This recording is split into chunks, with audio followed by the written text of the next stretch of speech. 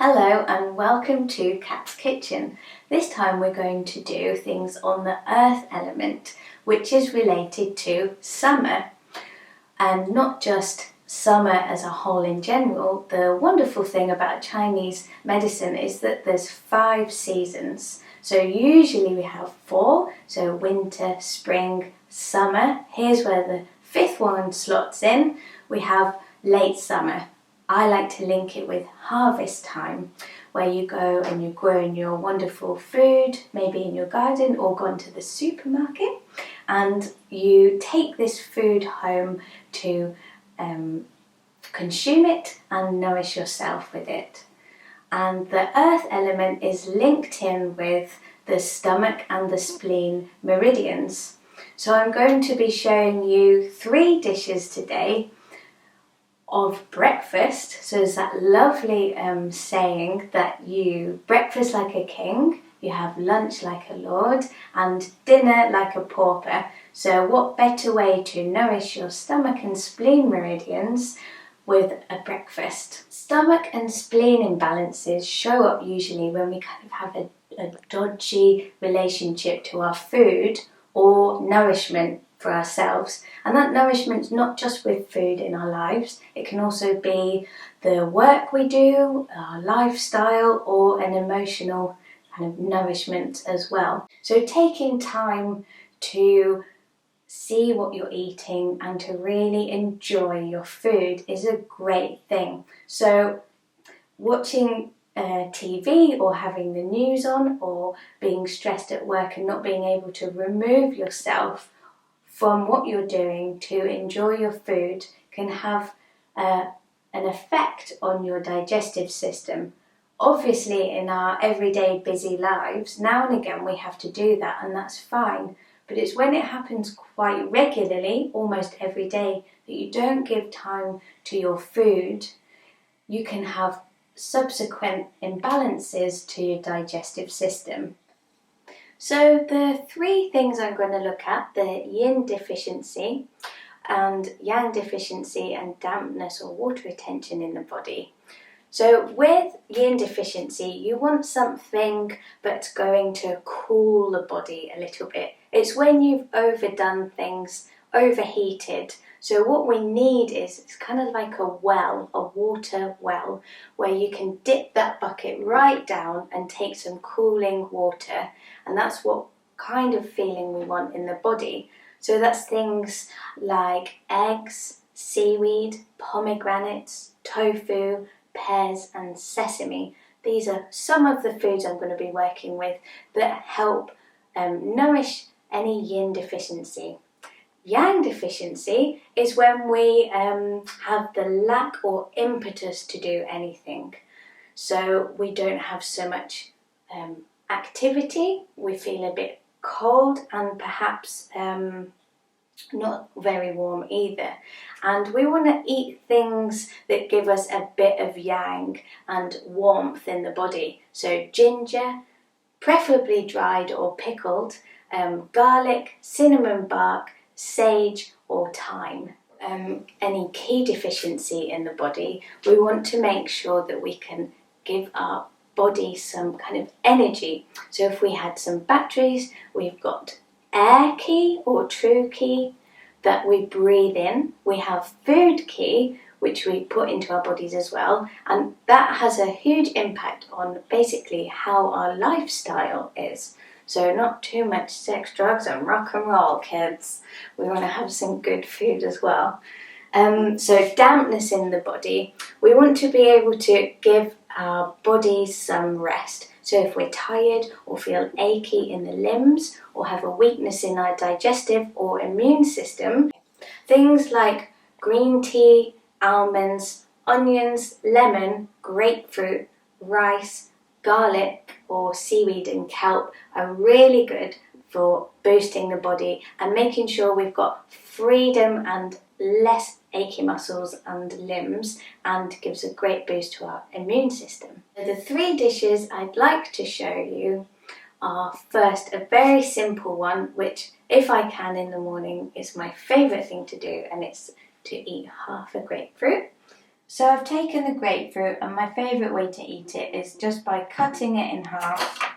Got my trusty grapefruit knife, just going around, making it easier to eat. Some people prefer sugar sprinkled on the top to make it a bit sweeter, but I actually like it just the way it is. And also, here's one I've made earlier. I've brewed some green tea as well. So here's the first course, a green tea and half a grapefruit. Actually, tastes very good. The next course I'm going to do is a porridge with almonds, dates, cinnamon and some pomegranate seeds. I know it sounds very simple, but sometimes reminding ourselves of what we can eat every day that's good for us to nourish our stomach and spleen can be really useful. And the third course, I'm going for a savoury option.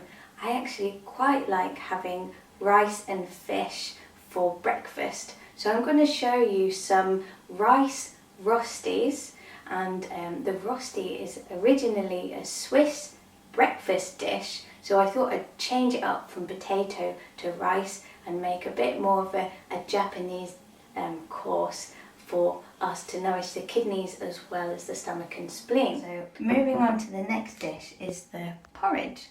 So I'm going to take some oats, and I've got these measurements which is in cups and Americanism. So 1 cup I like to do about 2 portions worth, and that's about 128 grams. So 1 cup roughly. We all know how to make porridge, so I'm going to stick that in the pan, and I'm going to add a little bit of cow milk. You can also use almond milk as well, but I'm going to save some of that for later. Just a smidgen, and I've got a tablespoon of brown sugar, a pinch of salt,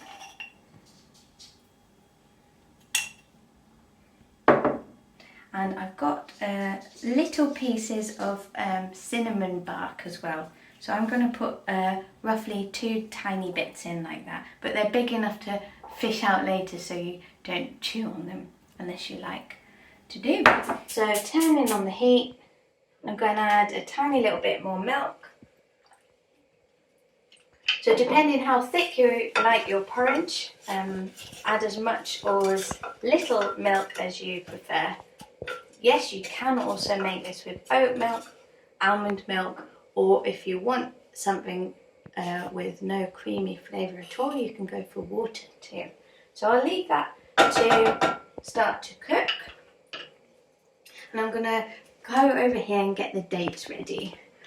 So I've got some whole dates. I'm just going to take a nice big handful. Kind of gone out the window a bit with measuring this time, because I think with it being linked to stomach and spleen and the earth element, I think it's really important that you choose the quantity that best suits you. So I'm just chopping these up roughly. These ones have already been pitted, and I'm going to add that to the porridge too.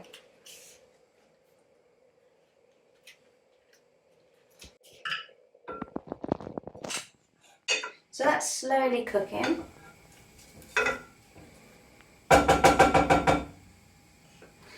And we'll add the pomegranates a little bit later on the top. Pomegranate seeds, mainly for flavour and for some nice colour, but the fact that they're really good for you too. So whilst that's doing its thing, let's start getting ready the Japanese rice rosties. So to start with, you're going to take an onion. I'm probably going to use a whole one because I like to use a lot of onion. You can also use half. Have a couple of cloves of garlic. I've got some fresh sage from the garden. You need 1 egg, and I know I've already whisked that. Some sesame seeds, if you can get your hands on them. I've got some green nori sprinkles or some small pieces of seaweed. I've got some pickled ginger to go on the side afterwards because I adore it. I've got ground almonds, just a small amount, and basically we're going to roll the rice in the almonds after being dipped in egg. And just for afterwards, I really think it goes very well with salmon. You can also use trout, smoked trout.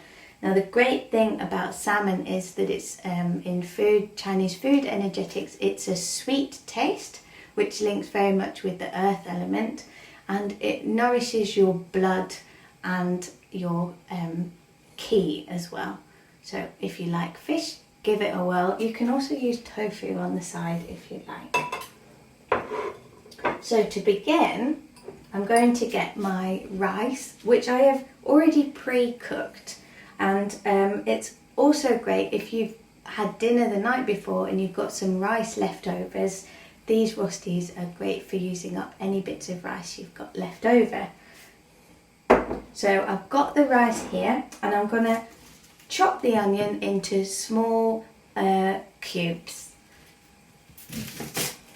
Hopefully I won't cry, they usually make me cry.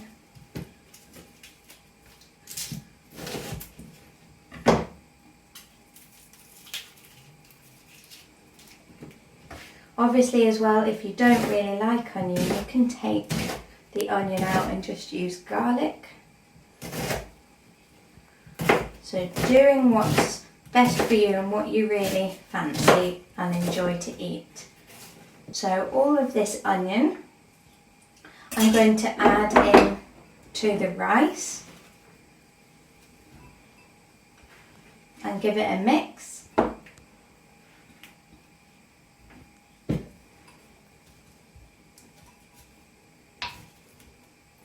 And then I'm going to start preparing the pan, getting the oil nice and hot, and start to cook the garlic.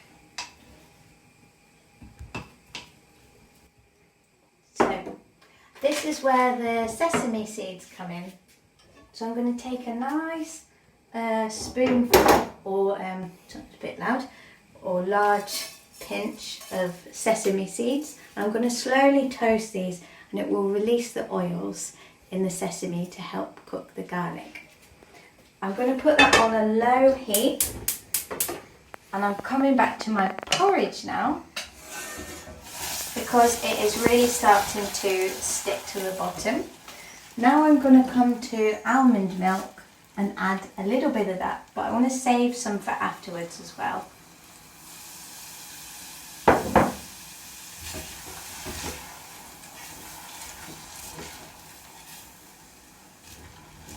Actually, it's not much longer and the porridge will be done. So I'll leave that to slowly bubble away for a little moment longer whilst these are gently toasting. I'm also going to add a little bit of oil, and you can use a rapeseed oil or sesame oil or an olive oil or sunflower oil, whatever you have you can use. And whilst the oil's heating up gently, I'm going to come back and prepare the garlic. So it doesn't have to be too fine. The great thing is it's all going to get mixed in. So taking the skin off the garlic cloves. Same thing again, you can use as many or as little as you like. I'm going for 2. I'm going to keep them quite large actually, so you can get a nice amount of garlic in the rosti. So I'll sprinkle that in with the oil and the sesame, leave them to cook, and add a small pinch of salt, and the salt will help to stop the garlic from burning in the oil.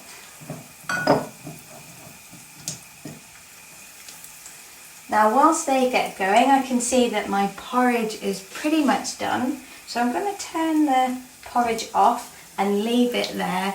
I'm going to come back to it in a little while. So now our garlic, sesame seeds and oil are warming up really nicely. I'm going to come back to the rice and onions and start to get them into some rusty form. This is the fun bit really. You can start to get involved mixing your hands in with your hands. So I'm going to chop some sage and add that into the rice mix as well. Doesn't have to be too fine. There we are. And add that into the mix as well. So now we take the rice, onion, sage mix and we're going to turn them into rusty cake shapes. And you can make them as big or as small as you like. And don't be afraid to get your hands in there, pressing the rice into some form of ball to begin with. Easier said than done. I don't think mine want to do it today. There we are. And then into the egg. And then into the almond and nourish strip coating. So keep doing this, make as many as you like. Turning them when they need to be cooked on the other side. So they're nice, golden and crispy. So they're slowly getting brown on the outside and also the sesame seeds are getting nicely stuck to them too, which is great. Make them taste amazing. These little rice rosties are done, nice and golden, so I'm going to turn the gas off. Get a plate and place them on. So you can make as many as you like, these tasty treats for breakfast. I guess you could also make them the night before so they're ready for you in the morning. I like to put a squeeze of lemon juice. And then take some pickled ginger, which I absolutely adore. And you can pop as much as you like on the plate with that as well. And then something delicious to nourish the blood is some smoked salmon or trout, or you can have some tofu that you cooked with it too.